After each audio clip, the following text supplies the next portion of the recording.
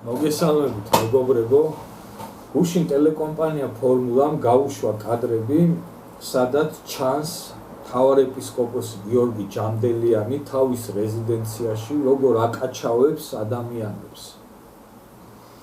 ამ კადრებში ჩანს გიორგი შინჯიკაშვილი, ქართული ოცნების ყოფილი ვიცე-გუბერნატორი, სასულიერო პირი ანდრია ორმოცაძე და მონაზონად წოდებული ვიღაცა ქალი და ასევე ვიღაცა ტიპი, რომლის სახეც არ ჩანს და აი აქ ამ ადამიანების თანდასწრებით მთავარეპისკოპოსი გიორგი ჯანდელიანი ორმი ხოდით ბლატავს, აი სხვა არაფერი არ ქვია ამას და თუ ვინმე საინტერესებს ქუჩაში როგორ მიდის საქმის გარჩევა და ავტორიტეტები როგორ არჩევენ საქმეებს, აი ამ კადრებს თუ ნახავთ, იცოდეთ რომ ერთ-ერთში ზუსტად იგივენაირად არჩევენ ავტორიტეტების საქმეებს.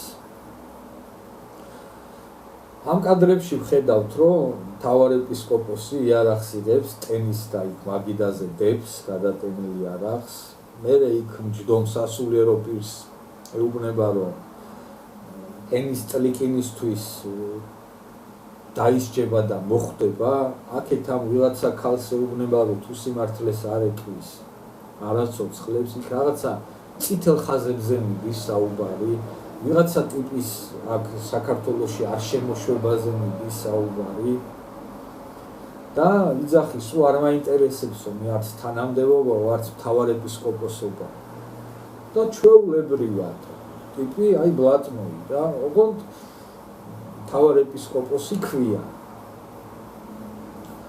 ამასთან დაკავშირებით სამწუხაროდ ჯერჯერობით არც საპატრიარქოს და არც სახელმწიფოს რეაქცია არ ქონია. მე ვფიქრობ, რომ სახელმწიფო უნდა გამოვიდეს და საზოგადოებას საჯაროდ და ღიად გვითხრა, თუ ამაში პრობლემას ვერ ხედავენ და თუ ყველაფერი კარგად არის და თუ მოსულა, გვითხრან, რომ ეს პრობლემა არ არის, ყველაფერი კარგად არის და მოსულა ეკლესიაში მსგავსი რაღაცები.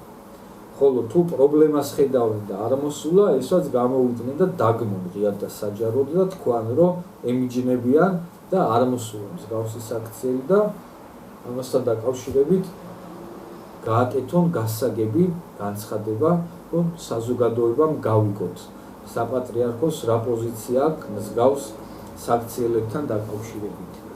იგივე ვიტყვი სახელმწიფოზეც. ეხლა ამ კადრებში ჩვეულებრივი ადამიანები რომ ჯდარიყვნენ და მსგავსი გარჩევა მოეწყოთ, ეხლა უკვე ყველა დაჭერილი ეყოლებოდათ და რავი, ან ქურდული სამყაროს წევრობისთვის გაასამართლებდნენ, ან რამე მუხტს მოუძებდნენ. ან თუნდაც სახელმწიფო თანამდებობის პირი რომ ჯდარიყო იქ, ან მთავარეპისკოპოსის მაგივრად და მსგავსი გარჩევა მოეწყო, დარწმუნებული ვარ, ამაზეც რეაქცია იქნებოდა სახელმწიფოს და პასუხს აგებინებდა. მაგრამ როგორც ხედავთ, ჯერჯერობით სახელმწიფოსაც, ისევე როგორც საპატრიარქოს, არანაირი პოზიცია ამ თემასთან დაკავშირებით არ გამოუხატია ამ დრომდე. ჯერ ქართულ ოცნებას, რა ვიცი, ყოჩა მართლა მოხერხება უნდა, რომ აი ამ ვიღაცა შინჯიკაშვილისნაირი ტიპი იპოვო და იმ მსგავსი ფარჩაკი ვიღაცა დანიშნო ვიცე-გუბერნატორად და ფარჩაკია თქო რო ვიძახი ამ კადრებიდან კარგად ჩანს, რომ კი ნამდვილად ფარჩაკია, როგორც ირკვევა თურმე ხან ხარება დაძდევს, ყურები დააჭრას და ხან აგერ მთავარეპისკოპოსი აკაჩავებს და გალახესო მერე ამ გარჩევის მერე ვიძახიან და დარწმუნებული ვარ, რომ ნამდვილად გაილახებოდა და შეიძლება უფრო მეტიც უქნეს და ამ მეტის ქნაში რას გულისხმობ, ეხლა არ დავკონკრეტდებ. არ ვიცი, ყოჩა ქართულ ოცნებას მართლა. რომ აი მსგავსი ვიღაცები იპოვეს და დანიშნეს თავის დროზე ვიცე-გუბერნატორად. მე დარწმუნებული ვარ, რომ ეკლესიაში ძალიან ბევრი ნამდვილი ღვთისმოსავი ადამიანია და კეთილსინდისიერად ემსახურებიან დედა ეკლესიას. და სწორედ ამ ადამიანებმა უნდა შიგნიდან დაიწყონ აი ამ უმსგავსო მღვდელმთავრების და სასულიერო პირების ხილება. და შიგნიდან უნდა დაიწყოს აი ამ თემის აგორება და წმენდა და მერე ჩვენ საზოგადოებამაც მხარი უნდა დაუჭიროთ აი ამ კეთილსინდისიერ ადამიანებს და უნდა მოახერხოთ ის, რომ გავწმინდოთ ჩვენ დედა ეკლესია ჭინკებისგან და აი ამ რაღაცა სარეველასგან. სხვანაირად ძალიან ცუდ შედეგებს მივიღებთ ბოლო ჯამში. ეხლა აი ამ კადრებს 15 და 16 წლის მოზარდი რო ნახავს, იმას ხო არასდროს სურვილი არ გაუჩნდება იმის, რომ ეკლესიაში მივიდეს. იმის წარმოდგენაში ხო ყველა იმას ხო ისეთი წარმოდგენა შეექმნება, რომ ყველა სასულიერო პირი ესე იარაღს აჩხაკუნებს და ვიღაცებს აკაჩავებს. არ ვიცი რა უნდა ვთქვა აი ამ ფაქტთან დაკავშირებით, ამაზე მეტი რასაც ეხლა ვიძახი და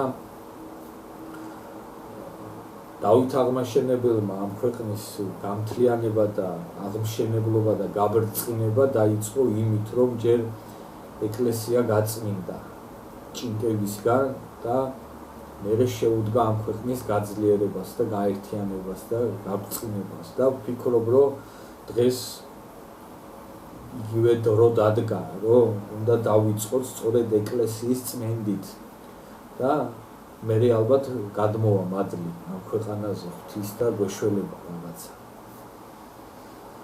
ეს საუბრები რომ იცი აი სასულიერო პირია და იმას უფრო მეტად ღმერთი მოკითხავს, ამ საუბრების დრო აღარ არის, ფაქტია რომ ეს რაღაცა უბრალო ადამიანური ცდუნებებზე აქ აღარ მიდის საუბარი და პირდაპირ მაფიოზური გარჩევები მიდის შიგნით ეკლესიის წიაღში და მაშინ ვაღიაროთ და დავეთანხმოთ და ყველა რავი მივცეთ მწვანე იმ ამბავს, რომ მოსულა რომ ეკლესიაში რაღაცა მაფიოზური ელემენტები იყვნენ და მართავდნენ ეკლესიას და რავი მაშინ შევჯერდით ამაზე საზოგადოება და თქვათ რომ პრობლემა არ არის.